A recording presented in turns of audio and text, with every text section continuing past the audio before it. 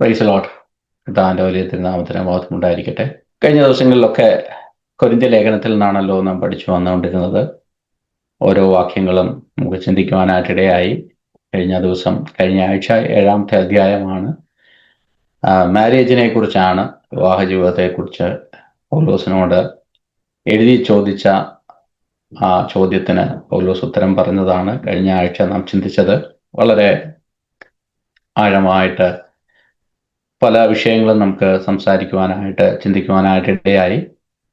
അതുപോലെ തന്നെ പൗലോസിനോട് കഴിഞ്ഞ ഒരു 6 അധ്യായങ്ങളിൽ ആ ചർച്ചിൽ നടന്ന ഡിവിഷനെ കുറിച്ചും ആ ചർച്ചിലുണ്ടായ കറക്റ്റ് ചെയ്യേണ്ടതായിട്ടുള്ള പല വിഷയങ്ങളെക്കുറിച്ചും പൗലോസ് സംസാരിക്കുവാനായിട്ടിടയായി. എന്നാൽ 7 മുതലുള്ള അധ്യായങ്ങളിൽ നാം കാണുന്നത് സ്പെസിഫിക് ആയിട്ട് ചില ക്വസ്റ്റ്യൻസ് ദൈവസഭയിൽ അല്ലെങ്കിൽ നടന്നുകൊണ്ടിരിക്കുന്ന സ്പെസിഫിക് ആയിട്ടുള്ള ചില വിഷയങ്ങളുടെ മേൽ അവർ ചോദിച്ച ചോദ്യത്തിന് ഉത്തരമായിട്ടാണ് പൗലോസ് 7, 8 തുടർന്നുള്ള അധ്യായങ്ങളിൽ നാം കാണുവാനായിട്ട് പോകുന്നത്. 8-ാമത്തെ അധ്യായത്തിന്റെ തുടക്കത്തിൽ തന്നെ ഏത് ചോദ്യത്തിനാണ് പൗലോസ് ഉത്തരം പറഞ്ഞതെന്ന് നമുക്ക് അതിന്റെ 1-ാമത്തെ അധ്യായത്തിൽ തന്നെ 1-ാമത്തെ വാക്യത്തിൽ തന്നെ നമുക്ക് കാണാനായിട്ട് സാധിക്കും. അപ്പോൾ ഞാൻ ഈ വാക്യങ്ങളൊക്കെ വായിച്ചപ്പോൾ എനിക്ക് മനസ്സിലായത്, ഈ ചോദ്യം വളരെ സ്പെസിഫിക് ആയിട്ടാണ് അവർ ചോദിച്ച ഒരു ചോദ്യം. ഈ വിഗ്രഹാർപ്പിതത്തിന്റെ കാര്യം പറഞ്ഞാൽ വിഗ്രഹാർപ്പിതം തിന്നുന്നതിനെ കുറിച്ചാണ് അവർ ചോദിച്ച ചോദ്യം. ഞാനത് 8, 9, 10 അധ്യായങ്ങളിൽ പൗലോസ് ആ ഒരു വിഷയത്തിനെ ചുറ്റിയാണ് പറഞ്ഞുകൊണ്ടിരിക്കുന്നത്. അപ്പോൾ ഞാനിങ്ങനെ ചിന്തിക്കുകയാണ്, ഈ ഒരു വിഷയത്തിന് ഒരൊറ്റ സെക്കൻഡിൽ ഉത്തരം പറയാവുന്ന ഒരു കാര്യമാണ്. ഈ വിഗ്രഹാർപ്പിതം കഴിക്കാമോ, കഴിച്ചുകൂടായോ? എൻ്റെ ഒരു ചിന്ത ഇങ്ങനെയാണ് പോയത്. ഒരൊറ്റ വാക്കിൽ ഒരു സെക്കൻഡിൽ ഇത് ഉത്തരം പറഞ്ഞ് ആ ഒരു വിഷയം നമുക്ക് ക്ലോസ് ചെയ്യാവുന്ന ഒരു വിഷയത്തിൽ 10-77 വാക്യങ്ങൾ എടുത്ത് നമ്മളിന്ന് ബൈബിൾ സ്റ്റഡി ആയിട്ട് പഠിച്ചാൽ ഒരു 2-3 മണിക്കൂർ പഠിക്കാത്ത രീതിയിൽ പൗലോസ് ഓരോ കാര്യങ്ങളും അഡ്രസ്സ് ചെയ്തിരിക്കുന്നു. അപ്പം ഇത് നമുക്ക് മനസ്സിലാക്കാവുന്ന ഒരു കാര്യം, പലപ്പോഴും കാര്യങ്ങൾ വളരെ സിമ്പിളായിട്ട് നമുക്ക് തോന്നുമെങ്കിലും ആ കാര്യങ്ങളിലേക്ക് കൊണ്ടുവരുന്ന, ആ വിഷയത്തിൽ കൊണ്ടുവരുന്ന പ്രധാനപ്പെട്ട പല കാര്യങ്ങളും നാം മനസ്സിലാക്കേണ്ടതായിട്ടുണ്ട്. അപ്പൊ ഈ വാക്യങ്ങൾ, ഈ അധ്യായം ഞാൻ പഠിച്ചപ്പോൾ ഇതിൽ പ്രധാനമായും 4 തീമാണ് പറഞ്ഞിരിക്കുന്നത്. 1, അറിവ്, നോളജ്. 2, ലവ്, നിങ്ങളുടെ സ്നേഹം, ഫ്രീഡം, കോൺഷ്യസ്.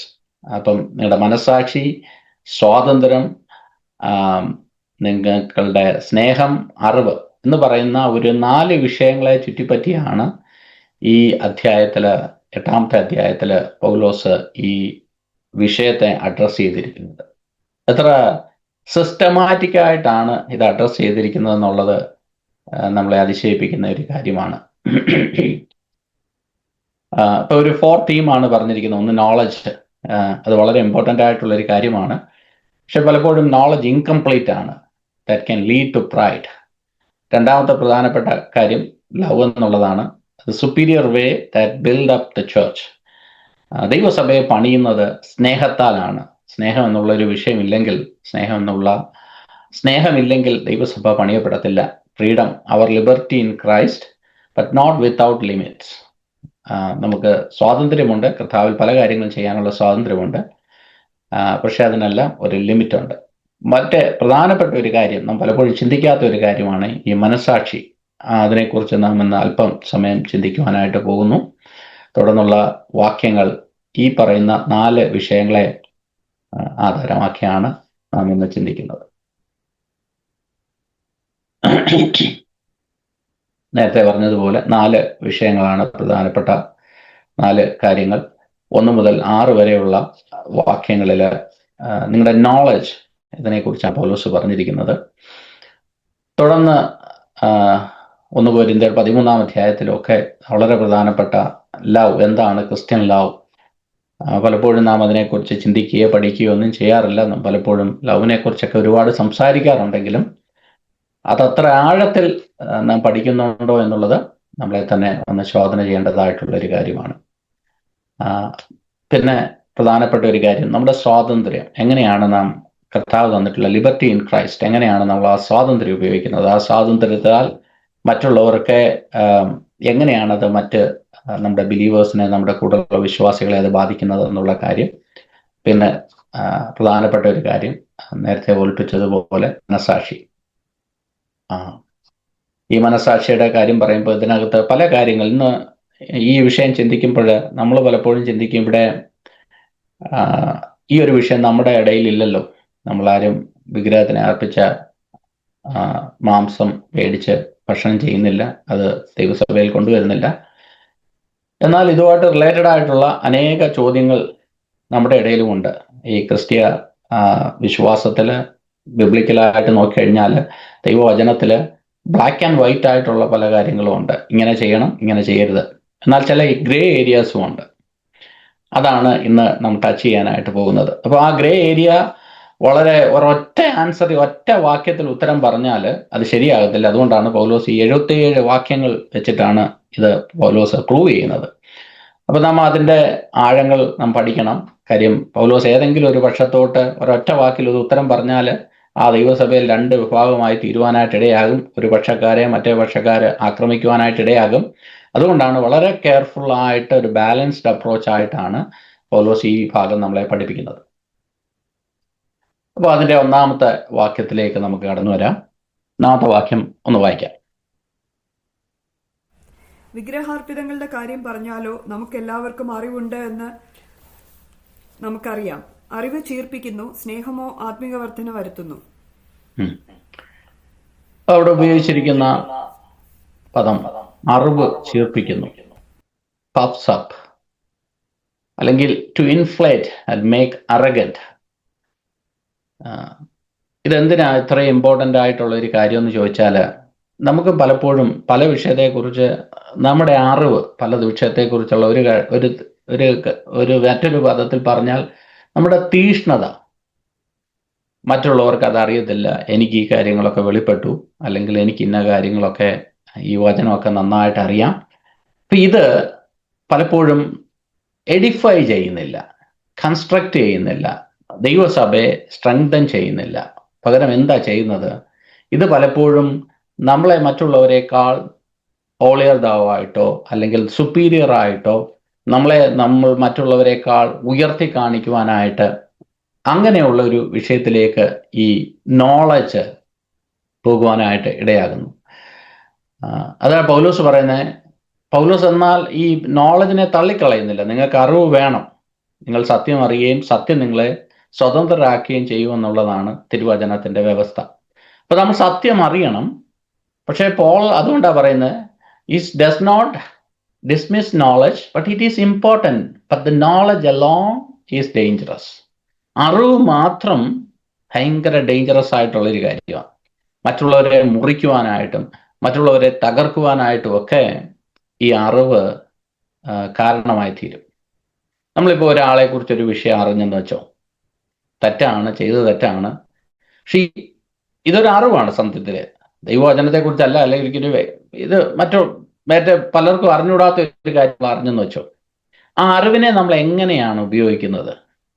ഇദ്ദേഹത്തിന് എന്നാൽ ഇതൊരു സ്നേഹത്തിൽ, ഇന്നൊരു വിഷയത്തിൽ ഒരാൾ അകപ്പെട്ടു പോയി, ഒരു സ്നേഹത്തിൽ തന്നെ കൊണ്ടുവന്ന് എഡിഫൈ ചെയ്ത് തന്നെ ഒന്ന് സപ്പോർട്ട് ചെയ്ത് തിരിച്ചു കൊണ്ടുവരിക എന്നുള്ളതാണോ? അതോ ഈ നോളജ് വെച്ച് നമ്മൾ മറ്റുള്ളവരോടൊക്കെ പറഞ്ഞ് ഈ മനുഷ്യൻ്റെ ആ കമ്മ്യൂണിറ്റിയിലുള്ള പേരുകളെ നശിപ്പിച്ച് ആ ഒരു രീതിയിലാണോ നമ്മുടെ ഈ അറിവ് ഉപയോഗിക്കുന്നത്? ഞാനിതൊരു ഉദാഹരണം പറഞ്ഞതേ ഉള്ളൂ. ഈ ഒരു കോൺടെസ്റ്റിൽ ആ ഒരു കാര്യമല്ല. ഈ ഒരു കോൺടെസ്റ്റിൽ ദൈവവചനത്തെക്കുറിച്ചുള്ള അറിവ്, അത് കാര്യം ഈ ഒരു വിഷയത്തോടനുബന്ധിച്ച് പൗലോസ് പറയാണ്, നിങ്ങൾക്ക് എല്ലാവർക്കും ഈ കാര്യത്തെക്കുറിച്ച് അറിവുണ്ട്, പക്ഷെ നിങ്ങളുടെ അറിവ് അത് നിങ്ങൾ എങ്ങനെയാണ് ഉപയോഗിക്കുന്നത് എന്നുള്ളതാണ് ഇവിടെ പരമപ്രധാനപ്പെട്ട കാര്യം. അപ്പോൾ ഒരു സൈഡ് പോൾ ഒരിക്കലും ആ അറിവിനെ തള്ളിക്കളയുന്നില്ല.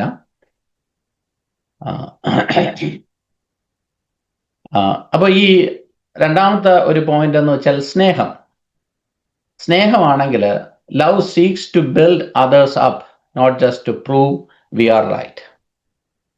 അതാണ് നമുക്ക് എന്തെങ്കിലും ഒരു വിഷയം വരുമ്പോൾ നമ്മൾ ഉടനെ ചിന്തിക്കുന്നത് നമ്മുടെ പക്ഷം റൈറ്റ് ആണെന്ന് സ്ഥാപിക്കുവാൻ വേണ്ടിയിട്ടാണോ, അതോ ഇതിനെ ഒന്ന് ബിൽഡപ്പ് ചെയ്തുകൊണ്ട് പോകാനാണ്. പല പല വിഷയങ്ങൾക്കൊക്കെ കാരണം അതാണല്ലോ. ഒരാളുടെ തെറ്റും ഞാൻ റൈറ്റുമാണെന്ന് നമ്മൾ പലപ്പോഴും പ്രൂവ് ചെയ്യാൻ ശ്രമിക്കുന്നു. എന്നാൽ ഈ സ്നേഹം എന്നുള്ള ഫാക്ടേഴ്സ് പലപ്പോഴും നമ്മൾ മിസ് ചെയ്യുന്നു. അപ്പം നമുക്ക് നമ്മുടെ സൈഡിൽ നിന്നൊന്ന് ചിന്തിച്ചു നോക്കാം. ഏതെങ്കിലും ഒരു സിറ്റുവേഷനിൽ we think that we are technically right about something, but your approach did not show love. നമ്മൾ റൈറ്റ് ആണ്, പക്ഷേ നമ്മുടെ ആ ഒരു അപ്രോച്ച് സ്നേഹത്തിലല്ലായിരുന്നു.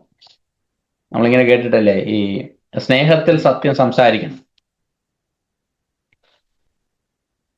സ്നേഹത്തിൽ സത്യം സംസാരിക്കണം. അപ്പൊ സ്നേഹം ഇല്ലെങ്കിൽ സത്യം സംസാരിച്ചാൽ പ്രശ്നം ഉണ്ടാവും.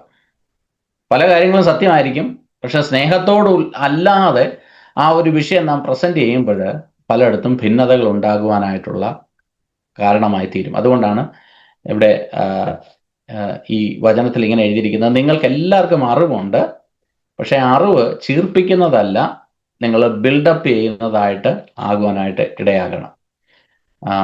അതാണ് പോൾ ഇവിടെ ഇതിൻ്റെ ഒരു കോൺട്രാസ്റ്റ് പറഞ്ഞിരിക്കുന്നത്.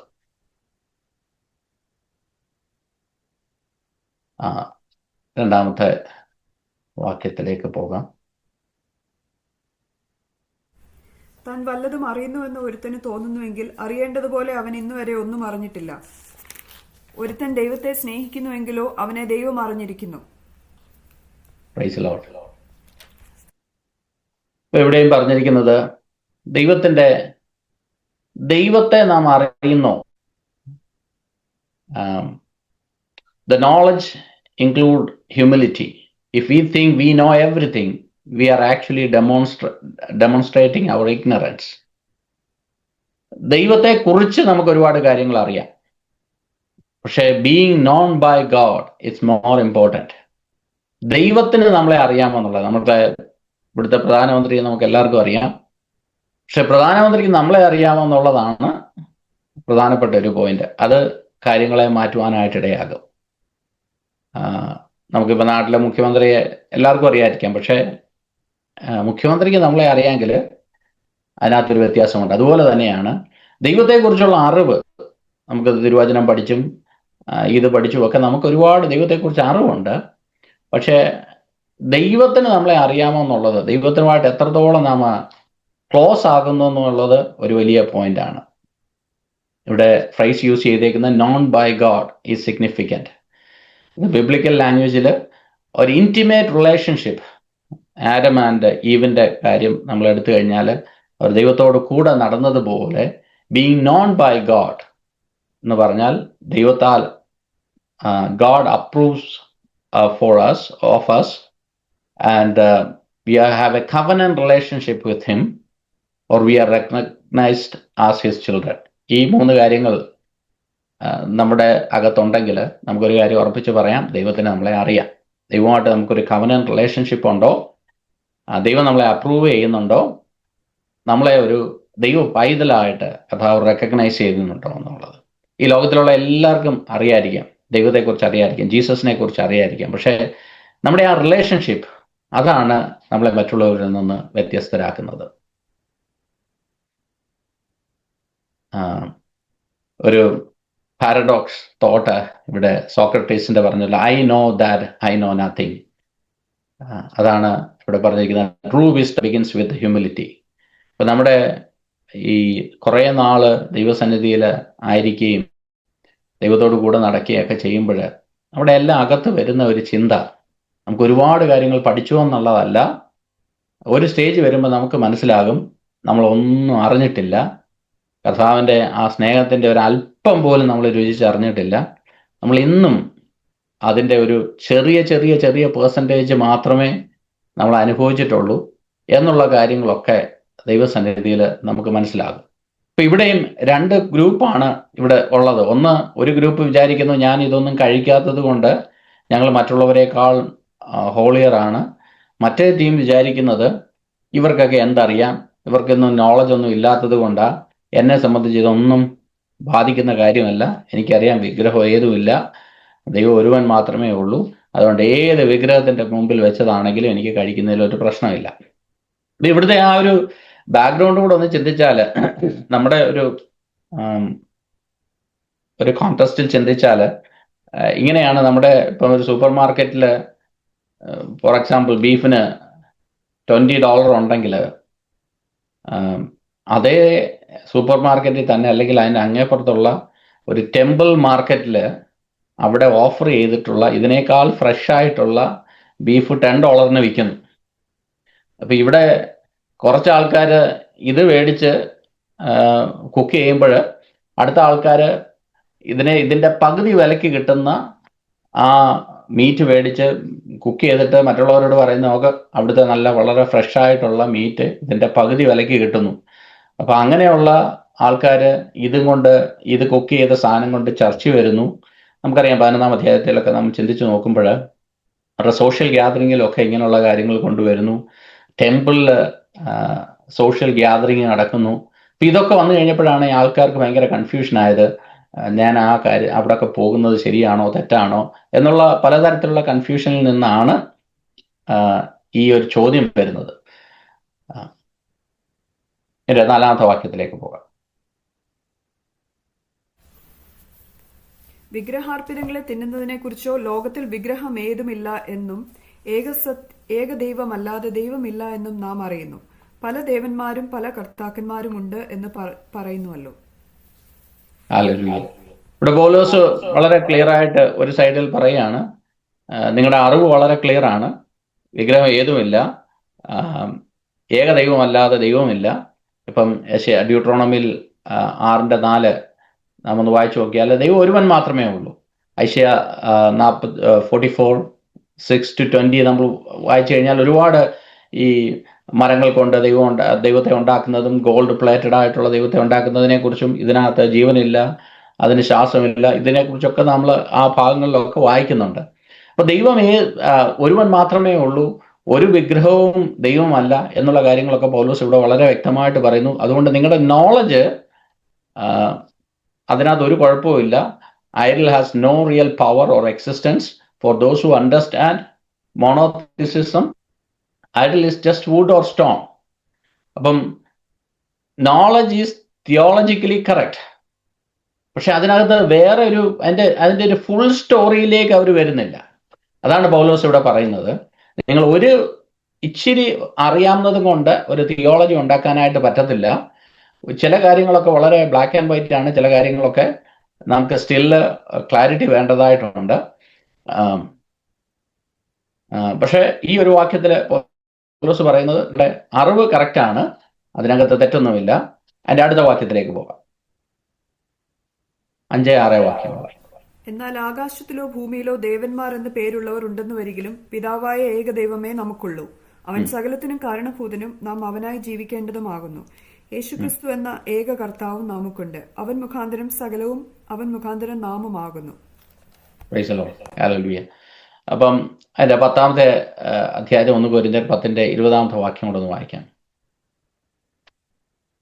ആദികൾ ബലി കഴിക്കുന്നത് ദൈവത്തിനല്ല, ഭൂതങ്ങൾക്ക് കഴിക്കുന്നു എന്നത്രേ. എന്നാൽ നിങ്ങൾ ഭൂതങ്ങളുടെ കൂട്ടാളികളാകുവാൻ എനിക്ക് മനസ്സില്ല.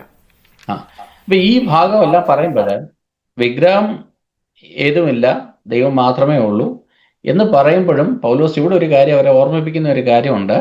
വിഗ്രഹം ഇല്ല എന്ന് പറയുമ്പോഴും നിങ്ങൾ വിഗ്രഹത്തിന് ബലി കഴിക്കുമ്പോൾ ഇതിന്റെ പുറകിൽ ഒരു ഡീമോണിക് സ്പിരിറ്റ് ഉണ്ടെന്നുള്ള കാര്യം കൂടെ നിങ്ങൾ ഓർക്കണം. അത് 10-ാമത്തെ അധ്യായത്തിൽ പൗലോസ് അതിനെക്കുറിച്ച് തൊടുന്നുണ്ട്. അപ്പം ഇത് foundational Christian knowledge, there is only one God the father and on Lord Jesus Christ. This is absolute truth. ഇതിനകത്ത് യാതൊരു മാറ്റവുമില്ല, ഇത് സത്യമാണ്. അപ്പോൾ ഈ കാര്യത്തിലൊന്നും യാതൊരു വ്യത്യാസവുമില്ല. ഇപ്പോൾ പോൾ അവർ പറഞ്ഞ ആ ഒരു വിഷയത്തോട് പൂർണ്ണമായിട്ടും യോജിക്കുകയാണ്. ഇപ്പം തിയോളജി കറക്റ്റ് ആയിട്ടുള്ള ഒരു കാര്യമാണ് പൗലോസ് പറയുന്നത്. എന്നാൽ അത് തുടർന്നുള്ള വാക്യത്തിലേക്ക് വരുമ്പോൾ 7-ാമത്തെ വാക്യത്തിലാണ് പൗലോസ് കോൺഷ്യസ് എന്ന് പറയുന്ന ഒരു വിഷയത്തെക്കുറിച്ച് തൊടുന്നത്. ചിലർ ഇന്നുവരെ വിഗ്രഹ പരിചയം ഹേതുവായി വിഗ്രഹാർപ്പിതം എന്ന് വെച്ച് തിന്നുന്നു. അവരുടെ മനസാക്ഷി ബലഹീനമാകിയാൽ മലിനമായി തീരുന്നു. എന്നാൽ ആഹാരം നമ്മെ തുറന്നു വായിച്ചു. ദൈവത്തോട് അടുപ്പിക്കുന്നില്ല. തിന്നാഞ്ഞാൽ നമുക്ക് നഷ്ടമില്ല, തിന്നാൽ ആദായവുമില്ല. അപ്പൊ ഇവിടെ പോള് കോൺഷ്യസ് എന്ന് പറയുന്ന ഒരു വിഷയം, അത് വളരെ പ്രധാനപ്പെട്ട ഒരു കാര്യമാണ്. Not everyone has the maturity in their understanding. Some new believers still associate the meat with idol worship from their past.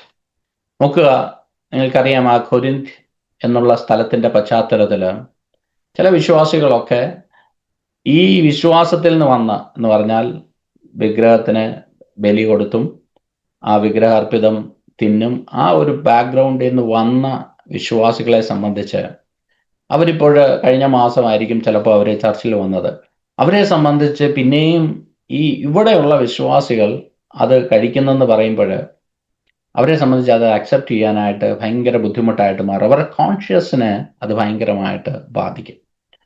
ഇത് ഞാൻ പലപ്പോഴും ചിന്തിച്ചിട്ടുണ്ട്. നമ്മളൊന്നും അധികം കെയർ ചെയ്യാത്ത ഒരു കാര്യമാണ്. നമ്മൾ നമ്മുടെ കോൺഷ്യസിന് മാത്രമേ ചിന്തിക്കാറുള്ളൂ. മറ്റുള്ളവരുടെ കോൺഷ്യസ് എങ്ങനെയാണെന്നുള്ളതിനെ കുറിച്ച് പലപ്പോഴും നമ്മൾ കൺസേൺ ആകാറില്ല. അതുകൊണ്ടാണ് പലർക്കും മുറിവുകൾ സംഭവിക്കുന്നത്. പൗലോസ് പറയാണ്, നിങ്ങൾ ആ കാര്യത്തിൽ വളരെ കെയർഫുൾ ആയിരിക്കണം. ഈ ന്യൂ കൺവേർട്ട് ആയിട്ട് വന്നിട്ടുള്ള വ്യക്തികളെ കുറിച്ച് നമ്മൾ ഓരോ കാര്യത്തിലും വളരെ സെൻസിറ്റീവാണ്. ഇന്നുള്ള വിശ്വാസത്തിൽ അല്ലെങ്കിൽ ഇന്നുള്ള ദൈവസഭകളിൽ ഒരു പ്രശ്നം എന്ന് പറഞ്ഞാൽ പലപ്പോഴും നമുക്ക് ഈ പുതുതായിട്ട് വരുന്ന ആൾക്കാരുടെ അവരുടെ ചിന്തകളോ അല്ലെങ്കിൽ അവരെ പൂർണ്ണമായിട്ട് നമുക്ക് മനസ്സിലാക്കുവാനായിട്ടേ കഴിയുന്നില്ല. കാര്യം നമ്മൾ വർഷങ്ങളായിട്ട് ഈ ഒരു വിശ്വാസം പിന്തുടരുന്നു. നമ്മുടെ ചിന്താഗതികൾ വ്യത്യസ്തമാണ്, നമ്മുടെ ആരാധന വ്യത്യസ്തമാണ്. മറ്റുള്ളവരെ പലപ്പോഴും ഒന്ന് പൂർണ്ണമായിട്ട് മനസ്സിലാക്കുവാനായിട്ട് കഴിയാത്ത ഒരവസ്ഥ. അപ്പൊ ഇവിടെയാണ് പോള് ഒരു കാര്യം ഇൻട്രൊഡ്യൂസ് ചെയ്യുകയാണ്, കോൺഷ്യസ് എന്ന് പറയുന്ന ഒരു വിഷയം. ഈ കോൺഷ്യസിനെ കുറിച്ച് റോമാലേഖനത്തിൽ അതിന്റെ 2-ാം അധ്യായത്തിന്റെ 15-ാം വാക്യം, അത് 1-2 കാര്യങ്ങൾ റോമാലേഖനത്തിൽ നിന്ന് നമുക്കൊന്ന് ചിന്തിക്കാം. ഒന്ന് റോമാലേഖനം അതിന്റെ 2-ാം അധ്യായത്തിന്റെ 15-ാം വാക്യം. അവരുടെ മനസാക്ഷി കൂടെ സാക്ഷ്യം പറഞ്ഞും അവരുടെ വിചാരങ്ങൾ തമ്മിൽ കുറ്റം ചുമത്തുകയോ പ്രതിവാദിക്കുകയോ ചെയ്തും കൊണ്ട് അവർ ന്യായപ്രമാണത്തിന്റെ പ്രവൃത്തി തങ്ങളുടെ ഹൃദയത്തിൽ എഴുതിയിരിക്കുന്നതായി കാണിക്കുന്നു. ഇവിടെ ന്യായപ്രമാണം ഇല്ലാതെ മരിച്ചവരെ കുറിച്ച് ഒരു റഫറൻസ് കൊടുത്തിരിക്കുകയാണ്. അങ്ങനെയുള്ളവരെ എങ്ങനെയാണ് കുറ്റം വിധിക്കുന്നത്? അവരേത് ന്യായപ്രമാണം അനുസരിച്ചാണ് നടക്കേണ്ടത് എന്ന് ചോദിക്കുമ്പോൾ പൗലോസ് അവരോട് പറയുന്ന ഉത്തരം അവരുടെ മനസ്സാക്ഷിയാണ് അവരെ കുറ്റം വിധിക്കുന്നത്. മനസ്സാക്ഷിയാണ് അവരുടെ ന്യായപ്രമാണം. അപ്പൊ ഈ മനസ്സാക്ഷിക്ക് വളരെ ഇമ്പോർട്ടൻസ് ഉണ്ട്. അപ്പം അതാണ് അതിന്റെ 14-ാം വാക്യത്തിന്റെ 23-ാം വാക്യം കൂടെ ഒന്ന് വായിച്ചു. റോമാലേഖനത്തിന്റെ 14-ാം അധ്യായത്തിന്റെ 23-ാം വാക്യം.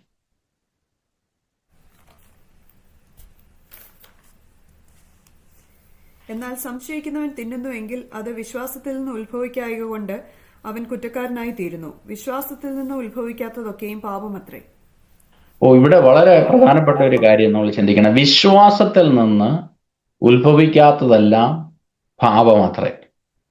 ഇപ്പൊ സത്യം പറഞ്ഞാല് ഇവിടെ ഒരു സഭയിലുള്ളവർക്ക് തന്നെ 2 നിയമമാണ് ഈ പറയുന്നത്. ഇവിടെ പറയുകയാണ്, നിങ്ങൾക്ക് സ്വാതന്ത്ര്യമുണ്ട് ഇത് കഴിക്കാനായിട്ട്. കാര്യം നിങ്ങളുടെ അകത്ത് അങ്ങനെയുള്ള നിങ്ങളുടെ മനസ്സാക്ഷി നിങ്ങളെ കുറ്റം വിധിക്കുന്നില്ല. നിങ്ങൾക്ക് വളരെ സ്ട്രോങ് ആയിട്ട് ഈ കാര്യത്തിൽ നോളജ് ഉണ്ട്. പക്ഷെ അറ്റ് ദ സെയിം ടൈം ഇവിടെ പറയാണ്, ഇതിനകത്തുനിന്ന് വന്ന വ്യക്തികളെ സംബന്ധിച്ച് അവരുടെ മനസ്സാക്ഷി ഇപ്പോഴും വരെ കുറ്റം വിധിക്കുന്നുണ്ട്, ഈ കാര്യങ്ങളൊന്നും ചെയ്യരുത്. അപ്പൊ അവിടെ പറയുന്നു, നിങ്ങൾ മനസ്സാക്ഷി നിങ്ങൾ അനുവദിക്കാത്ത കാര്യം, വയലേറ്റിംഗ് യുവർ ഓൺ കോൺഷ്യസ് ഈ സിൻ. വിശ്വാസത്തിൽ നിന്നുളവാകാത്തതെല്ലാം പാപമാണ്.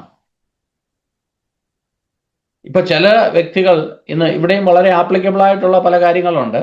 ഇവിടുത്തെ ചർച്ചസ് ഫോളോ ചെയ്യുന്നതും നമ്മുടെ ചർച്ച് ഫോളോ ചെയ്യുന്നതും 2 ഡിഫറെൻ്റ് ആണ്.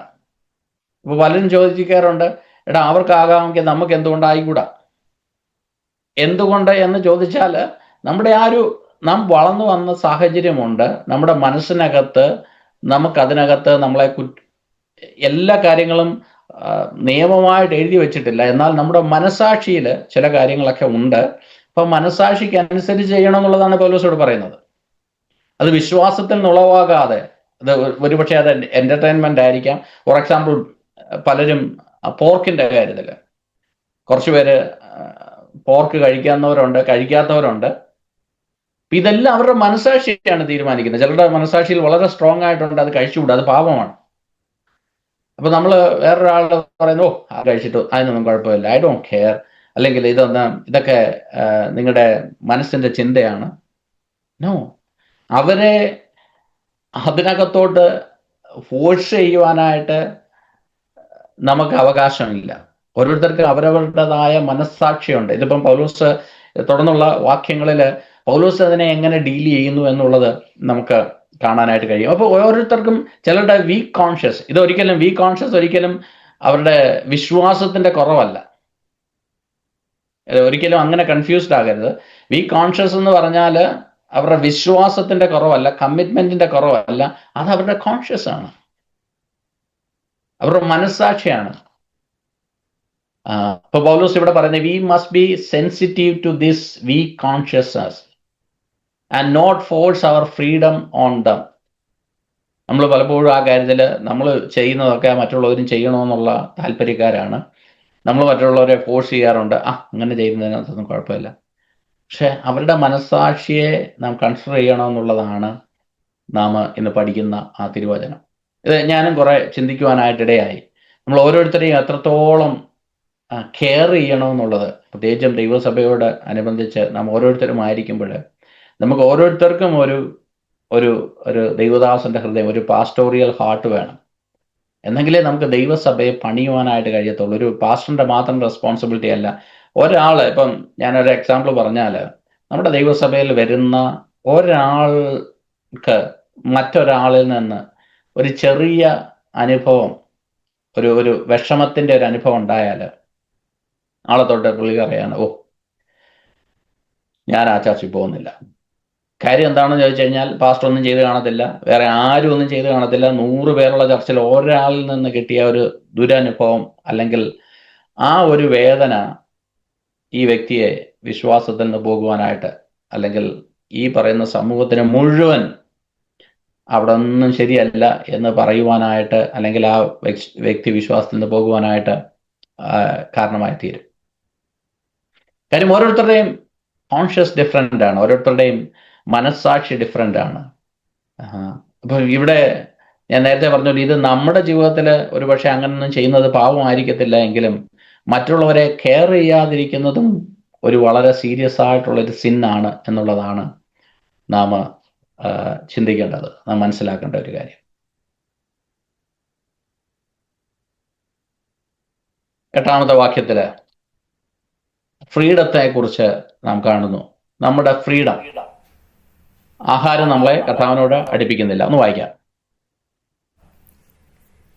അവരുടെ മനസാക്ഷി ബലഹീനമാകിയാൽ മലിനമായി തീരുന്നു. എന്നാൽ ആഹാരം നമ്മെ ദൈവത്തോട് അടുപ്പിക്കുന്നില്ല. തിന്നാഞ്ഞാൽ നമുക്ക് നഷ്ടമില്ല, തിന്നാൽ ആദായവുമില്ല. ഞാൻ നേരത്തെ പറഞ്ഞപ്പോൾ നമ്മുടെ മനസാക്ഷി ബലഹീനമാകിയാൽ മലിനമായി തീരുന്നു, അതിനെക്കുറിച്ച് ഞാൻ നേരത്തെ എക്സ്പ്ലെയിൻ ചെയ്തല്ലോ. അപ്പോൾ ഓരോരുത്തരും അവരുടെ മനസാക്ഷിക്ക് അനുസരിച്ചാണ് ജീവിക്കുന്നത്. അവരുടെ മനസാക്ഷിയെ കുറ്റം വിധിക്കുന്നതെങ്കിൽ ഇന്ന കാര്യത്തിൽ അതൊരു തെറ്റായ ഒരു കാര്യം അല്ലെങ്കിൽ പോലും അവരുടെ മനസാക്ഷിക്ക് അനുസരിച്ചാണ് അവർ കാര്യങ്ങൾ ചെയ്യേണ്ടതെന്നും, മനസാക്ഷി അവരെ കുറ്റം വിധിക്കുന്നതെങ്കിൽ അത് അങ്ങനെ ഒരിക്കലും ചെയ്യരുത്, അത് അവരുടെ ജീവിതത്തിൽ അത് പാപമാണ്. എൻ്റെ 8ാമത്തെ വാക്യത്തിൽ അതുപോലെ തന്നെ നമ്മുടെ സ്പിരിച്വൽ ഫ്രീഡത്തെ കുറിച്ച് നാം കാണുന്നു. എന്നാൽ ആഹാരം നമ്മെ ദൈവത്തോട് അടുപ്പിക്കുന്നില്ല, തിന്നാഞ്ഞാൽ നമുക്ക് നഷ്ടമില്ല, തിന്നാൽ നമുക്ക് ആദായവുമില്ല. ഇതാണ് ഒരു സ്പിരിച്വൽ ഫ്രീഡം. അപ്പം നമ്മുടെ ഈ ടോളറൻസ് ലെവൽ പലപ്പോഴും ഞാൻ ചിന്തിക്കാറുണ്ട്, നമ്മുടെ എല്ലാം ഈ ടോളറൻസ് ലെവൽ വളരെ വളരെ വളരെ സ്മോളാണ്. മറ്റുള്ളവരെ ടോളറേറ്റ് ചെയ്യുന്നതിനകത്തുള്ള കാര്യം വളരെ തിന്നാണ്. കാര്യം പ്രത്യേകിച്ചും ഈ ഒരു വെസ്റ്റേൺ വേൾഡിലോട്ട് വരുമ്പോൾ നമ്മുടെ ഒരു മെൻറ്റാലിറ്റിയെ complete different. I don't care എന്നുള്ള ഒരു രീതിയിൽ അവർക്ക് എന്തെങ്കിലും ആയിക്കോട്ടെ, അവരങ്ങനെ എനിക്കെന്താ, എനിക്ക് എൻ്റെ ഫ്രീഡം, എൻ്റെ റൈറ്റ്, എൻ്റെ കംഫർട്ട്, ഇതൊക്കെയാണ് പലപ്പോഴും നമ്മളെ ഭരിക്കുന്നതായിട്ടുള്ളൊരു കാര്യം. ഇതിന് നമ്മൾ ഒട്ടും കോംപ്രമൈസ് ചെയ്യാറില്ല. കാര്യം ഇവിടുത്തെ കൾച്ചറും അതാണല്ലോ പഠിപ്പിക്കുന്നത്. നമ്മുടെ ഫ്രീഡം, നമ്മുടെ റൈറ്റ്, ഇതൊക്കെ ആരും ഇൻ്റർഫിയർ ചെയ്യാനായിട്ട് സമ്മതിക്കാത്ത ആ ഒരു രീതിയിലാണ് നമ്മളൊന്ന് വരുന്നത്. ഇപ്പം ഇവിടുത്തെ കൾച്ചറും അങ്ങനെയാണ്. അപ്പോൾ ഇതിൻ്റെ നടുവിൽ നാം ദൈവസഭയിലായിരിക്കുമ്പോൾ, ഒരു ദൈവവൈതലായിരിക്കുമ്പോൾ, പൗലോസ് നമ്മളെ പഠിപ്പിക്കുന്ന മറ്റൊരു കൾച്ചർ, മറ്റൊരു സിദ്ധാന്തം ഇവിടെ പറയുന്നത്, ചില കാര്യങ്ങൾ നമ്മൾ ചെയ്താലും ചെയ്തില്ലെങ്കിലും നമുക്ക് നഷ്ടമൊന്നുമില്ല. ഫുഡ് നമ്മളെ ദൈവത്തോട് അടുപ്പിക്കുന്നില്ല. നിങ്ങളിപ്പം പോർക്ക് കഴിച്ചാലും കഴിച്ചില്ലെങ്കിലും യാതൊരു വ്യത്യാസവും ഉണ്ടാകത്തില്ല. ഇവിടെ ഇവരുടെ കേസിനകത്ത് നേരത്തെ പറഞ്ഞതുപോലെ ടെമ്പിളിലെ മീറ്റ് ഒരുപക്ഷെ ചീപ്പായിട്ടും ഫ്രഷായിട്ടും ഒക്കെ കിട്ടുമ്പോൾ അതല്ലാതെ മറ്റൊരു മീറ്റ് മേടിച്ച് ചെയ്യുന്നതിനകത്ത് കുറച്ച് ഫൈനാൻഷ്യൽ നഷ്ടമുണ്ട്. അപ്പം നോളജ് ഉള്ളവരെ സംബന്ധിച്ച്, അവരുടെ കോൺഷ്യസിനെ, അവരെ കുറ്റം വിധിക്കാത്തതിനെ സംബന്ധിച്ച്, അവരെ സംബന്ധിച്ച് ഇതൊന്നും ഒരു പ്രശ്നമല്ല. മറ്റ് വീക്കായിട്ടുള്ള വിശ്വാസികളെ സംബന്ധിച്ച് ഇതൊരു പ്രശ്നമാണ്. അപ്പൊ അവരെ എങ്ങനെ ടോളറേറ്റ് ചെയ്യണമെന്നുള്ളതാണ് പൗലോസ് ഇവിടെ പഠിപ്പിക്കുന്നത്. അതിന്റെ മർക്കോസിന്റെ സുവിശേഷം 7-ാം അധ്യായത്തിന്റെ 18-19 വാക്യങ്ങളൊന്ന് വായിക്കാം.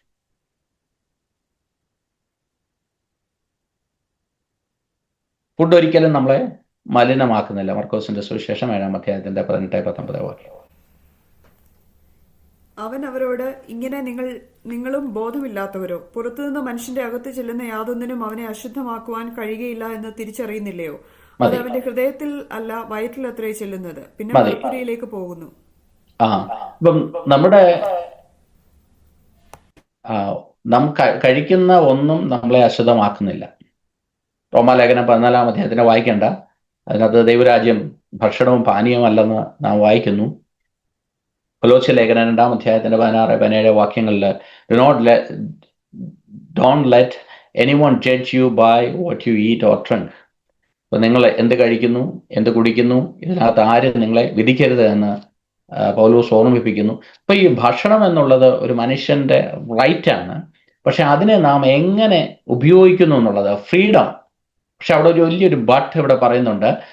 Freedom does not mean what we should always exercise our right. Just because of we can does not mean we should. നമുക്ക് കാര്യങ്ങളെല്ലാം ചെയ്യാം എന്ന് വിചാരിച്ചിട്ട് നമ്മൾ ഒരിക്കലും അങ്ങനെ ചെയ്യണമെന്നില്ല. കാര്യം നാം ഓരോ കാര്യങ്ങളും ചെയ്യുമ്പോൾ മറ്റുള്ളവരെയും കൂടെ കൺസിഡർ ചെയ്യണമെന്നുള്ളതാണ്. ഹല്ലേലൂയ. ഇപ്പൊ നമ്മുടെ സ്റ്റൈൽ ഓഫ് വർഷിപ്പ് ആയിരിക്കാം, നമ്മുടെ എഡ്യൂക്കേഷണൽ ചോയ്സ് ആയിരിക്കാം, നമ്മുടെ ബിസിനസ് പ്രാക്ടീസ് ആയിരിക്കാം. ഇവരെല്ലാം, ഈ കാര്യങ്ങളെല്ലാം നമുക്ക് പല റൈറ്റ് ഉണ്ട്. നമ്മൾ ഇത് എന്ത് ചെയ്താലും നമുക്ക് പ്രശ്നമില്ല. പക്ഷെ മറ്റുള്ളവരെയും കൂടെ നാം കൺസിഡർ ചെയ്യണം. പ്രത്യേകിച്ച് ദൈവസഭയിലുള്ളവരെ കുറിച്ചാണ് പറയുന്നത്. ദൈവസഭയിലുള്ളവരെ കൂടെ കൺസിഡർ ചെയ്യണം. വീക്കായിട്ടുള്ള ഒരു ബ്രദറിനെ, അല്ലെങ്കിൽ വീക്ക് കോൺഷ്യസ് ഉള്ള ഒരു ബ്രദറിനെ ഇൻസൾട്ട് ചെയ്യുന്ന, അല്ലെങ്കിൽ തന്നെ ഇത് ചെയ്യുവാനായിട്ട് ഫോഴ്സ് ചെയ്യുന്ന കാര്യങ്ങൾ നാം ചെയ്യരുത്. ഇതൊരു ബാലൻസ്ഡ് ക്രിസ്ത്യൻ ലൈഫിനെ കുറിച്ചാണ് പറഞ്ഞത്. We must defend Christian liberty while not using it as a covering for evil. അതിനുമുണ്ട് വേറൊരു ഭാഗമുണ്ട്. നമുക്ക് സ്വാതന്ത്ര്യമുണ്ടെന്ന് വിചാരിച്ചിട്ട് ഈ പാപം ചെയ്യുന്നതിനെ കവർ ചെയ്യുന്നതാക്കി നമ്മുടെ ക്രിസ്ത്യൻ ഫ്രീഡത്തെ നാം ഒരിക്കലും മാറ്റരുത്. Praise the Lord. 9-ാമത്തെ വാക്യത്തിലേക്ക് കടന്നു വരാം. എന്നാൽ നിങ്ങളുടെ ഈ സ്വാതന്ത്ര്യം ബലഹീനന്മാർക്ക് യാതൊരു വിധത്തിലും തടങ്കലായി വരാതിരിപ്പാൻ നോക്കുവിൻ. But freedom comes with the responsibility. That is must. We must careful that our liberty does not cause others to stumble. Your rights are real, but love limits how we use them. Praise God. Hallelujah.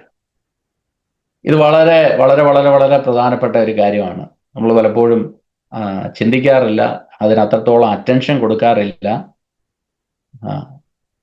കാര്യം നമുക്ക് പലപ്പോഴും മറ്റുള്ളവരെ കുറിച്ചുള്ള concern ഇല്ല എന്നുള്ള കാര്യമാണ്. നമുക്ക് പല കാര്യങ്ങളും നമുക്ക് സംസാരിക്കുന്നത് നമ്മുടെ റൈറ്റ് ആയിരിക്കാം. പക്ഷേ ഈ rights always come with responsibility. ആ ഒരു കാര്യം നമ്മൾ എപ്പോഴും മറക്കരുത്. Your rights are real, but your responsibility is greater. അപ്പോൾ freedom is not absolute, it is regulated by love. നമ്മുടെ സ്വാതന്ത്ര്യത്തിനെ പലപ്പോഴും നമ്മൾ ലിമിറ്റ് ചെയ്യണം. എന്തിനു വേണ്ടിയിട്ടാണ് ലിമിറ്റ് ചെയ്യേണ്ടത്? നമ്മുടെ മറ്റ് സഹോദരങ്ങൾ അവരെ ഹേർട്ട് ചെയ്തതായിട്ടുള്ള ഒരു കാര്യങ്ങളും നമ്മുടെ ജീവിതത്തിൽ ഉണ്ടാകരുത്. അതുപോലെ തന്നെ പറഞ്ഞിരിക്കുന്ന ഒരു കാര്യമാണ്, നമ്മൾ ഒരിക്കലും സ്റ്റംബ്ലിംഗ് ബ്ലോക്ക് ആയിട്ട് മാറരുത്. നമ്മൾ ഒരിക്കലും ഒരു obstacle that cause someone to trip or fall. നമ്മൾ മറ്റുള്ളവരുടെ വീഴ്ചയ്ക്കോ മറ്റുള്ളവരുടെ പതനത്തിനോ കാരണമായിട്ട് തീരരുത്. ഫിലിപ്പിയ ലേഖനം 2-ാം അധ്യായത്തിന്റെ 3-4 വാക്യങ്ങൾ ഇതിനോട് ചേർന്നൊന്ന് വായിക്കാം.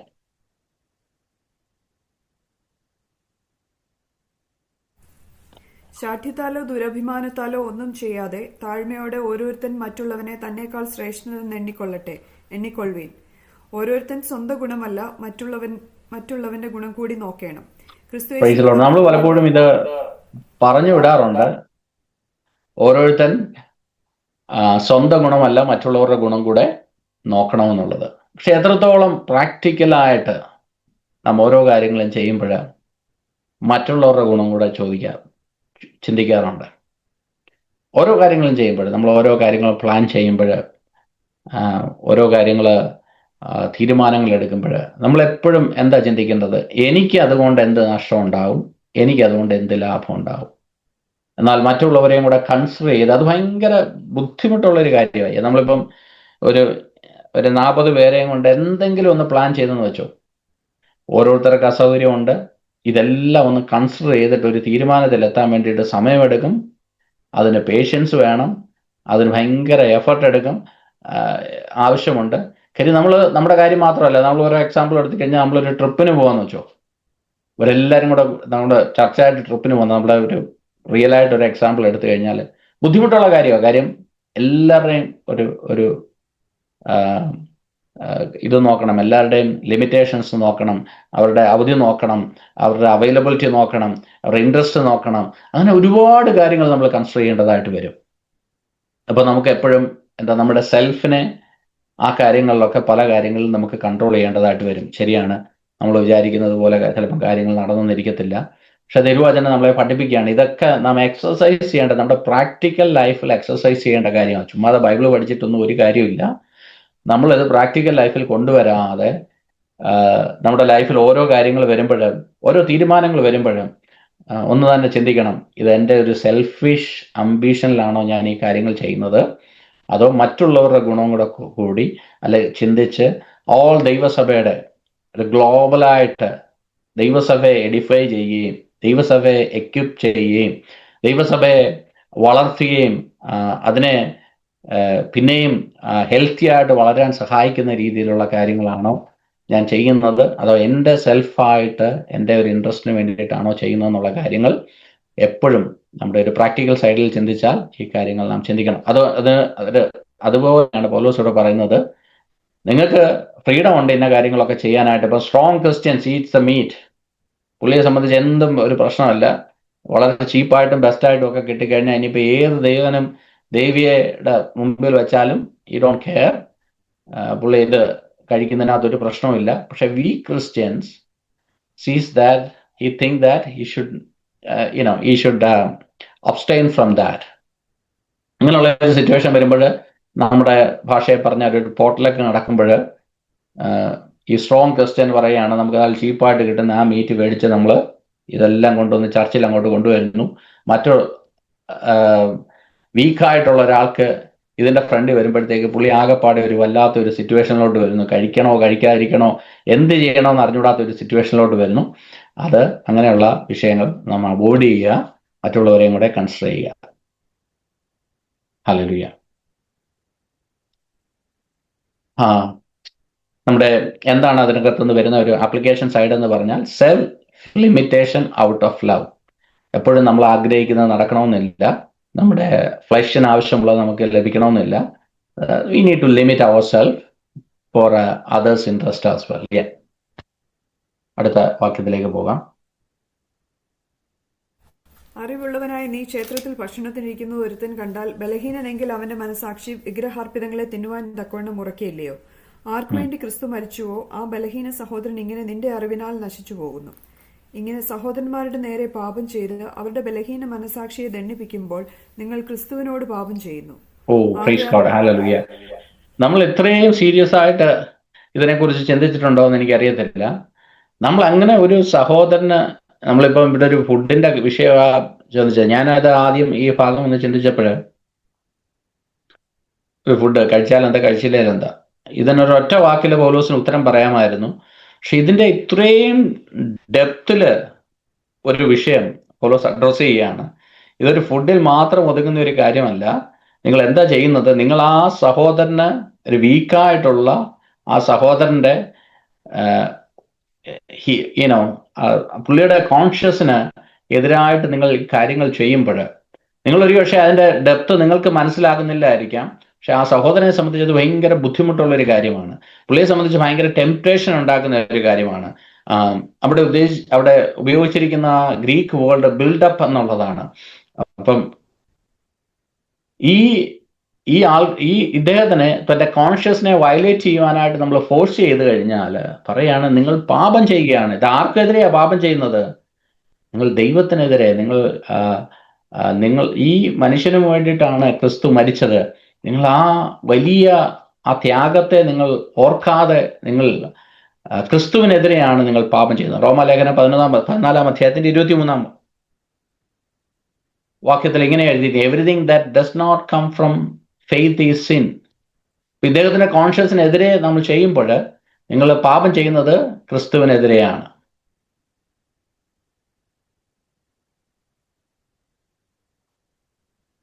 Praise Lord. അടുത്ത വാക്യത്തിലേക്ക് പോകാം. ആകയാൽ ആഹാരം എന്റെ സഹോദരൻ ഇടർച്ചയായി തീരുമെങ്കിൽ എന്റെ സഹോദരൻ ഇടർച്ച വരുത്താതിരിക്കേണ്ടതിന് ഞാൻ ഒരു നാളും മാംസം തിന്നുകയില്ല. പൗലോസ് തന്റെ ലൈഫിന്റെ ഒരു ഡെസിഷനായിട്ട് പൗലോസ് പറയാണ്, ആഹാരം എൻ്റെ സഹോദരന് ഇടർച്ച വരുത്തുന്നുവെങ്കിൽ ഇടർച്ച വരുത്താതിരിക്കേണ്ടതിന് ഞാൻ ഒരു നാളും മാംസം തിന്നുകയില്ല. അപ്പം എന്താണ് താൻ പറയുന്ന ഒരു കാര്യം? പൗലോസിന് എനിക്ക് ഇതെല്ലാം ചെയ്യാനുള്ള റൈറ്റ് ഉണ്ട്, പക്ഷേ ഞാൻ എൻ്റെ സഹോദരന് വേണ്ടിയിട്ട് ഞാൻ ഇതിനകത്തുനിന്ന് മാറി നിൽക്കുന്നു. അപ്പൊ ഇത് ആഹാരത്തെക്കുറിച്ചാണ് ചോദിച്ചതെങ്കിലും ഇവിടെ പൗലോസ് അഡ്രസ്സ് ചെയ്യുമ്പോൾ ഇതിനകത്ത് നിങ്ങളുടെ സ്പിരിച്വൽ ഫ്രീഡത്തെ കുറിച്ച് അഡ്രസ്സ് ചെയ്യുന്നുണ്ട്, നിങ്ങളുടെ നോളജിനെ കുറിച്ച് അഡ്രസ്സ് ചെയ്യുന്നു, നിങ്ങൾക്ക് മറ്റുള്ളവരോടുള്ള സ്നേഹത്തെക്കുറിച്ച് അഡ്രസ്സ് ചെയ്യുന്നു. അതോടൊപ്പം തന്നെ മറ്റുള്ളവരുടെ കോൺഷ്യസിനെ എത്രത്തോളം നിങ്ങൾ കെയർഫുള്ളായിട്ട് ഹാൻഡിൽ ചെയ്യണം എന്നുള്ള കാര്യവും അഡ്രസ്സ് ചെയ്യുന്നു. ഇവിടെ പറയുന്നു, ഞാൻ ആ സഹോദരനോടുള്ള സ്നേഹം കാരണം.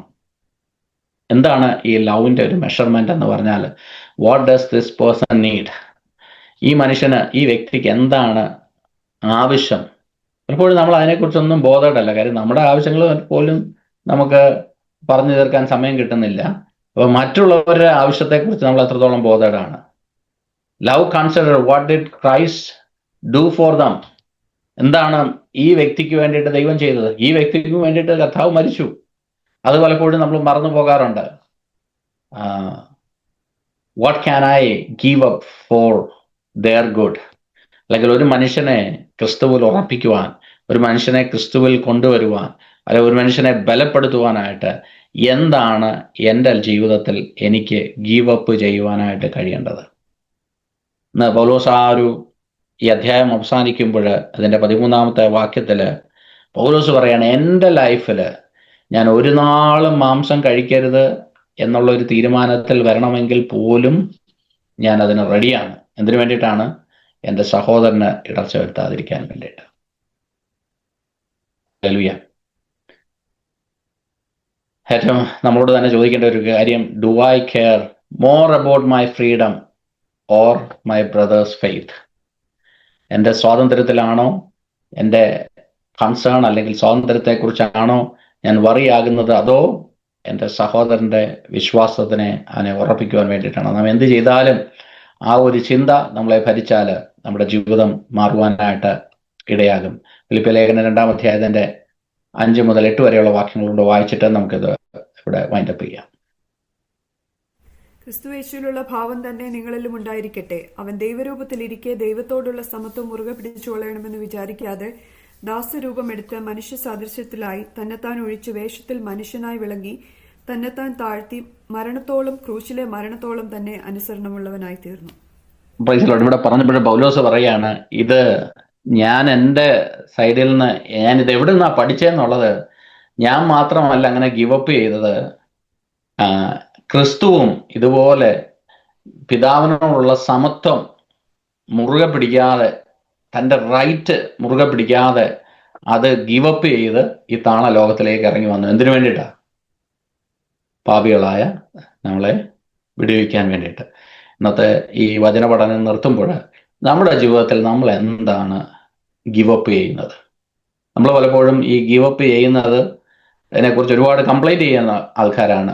അപ്പോൾ പലപ്പോഴും ദൈവവചനത്തിന് വേണ്ടിയിട്ട്, ദൈവസഭയ്ക്ക് വേണ്ടിയിട്ട്, നമ്മൾ ദൈവത്തിന് വേണ്ടിയിട്ട് ഓടുന്നതിനെക്കുറിച്ച്, അല്ലെങ്കിൽ ഫൈനാൻഷ്യലായിട്ട് നാം സ്പെൻഡ് ചെയ്യുന്നതിനെക്കുറിച്ചൊക്കെ ആരോടും പറഞ്ഞില്ലെങ്കിലും മനസ്സിലെങ്കിലും നമ്മൾ കംപ്ലൈൻറ്റ് പറയാറുണ്ട്. കർത്താവ്, ഞാൻ ഇതിനു വേണ്ടിയിട്ടൊക്കെ ഇത്രയും അങ്ങ് ചെയ്യുന്നുണ്ട്, ആരും ചെയ്യാത്തതിനേക്കാൾ കൂടുതൽ ഞാൻ ചെയ്യുന്നുണ്ടെന്നൊക്കെ. ഫുഡ് ഉണ്ടാക്കും, എല്ലാ കാര്യങ്ങളും നമ്മൾ പലപ്പോഴും ഇതെല്ലാം ചെയ്യുന്നെങ്കിലും നമ്മുടെ മനസ്സിനകത്തെങ്കിലും അങ്ങനെ ഒരു കംപ്ലൈൻസ് വരാറുണ്ട്. പൗലോസ് പറയാണ്, എനിക്കതിനകത്ത് യാതൊരു മടിയില്ല. ഒന്നാലോചിച്ച് നോക്കണേ, നമ്മളിപ്പം ബീഫൊക്കെ ഏറ്റവും ഭയങ്കര ഇഷ്ടമുള്ള ഒരാൾ പറയുകയാണ്, ഞാൻ ഇനി ഒരിക്കലും അത് കഴിക്കത്തില്ല. എന്തിനു വേണ്ടിയിട്ടാ? അതെൻ്റെ സഹോദരന് ഇടർച്ച വരുത്തുന്നെങ്കിൽ. അങ്ങനെ ആരെങ്കിലും പറയുമോ?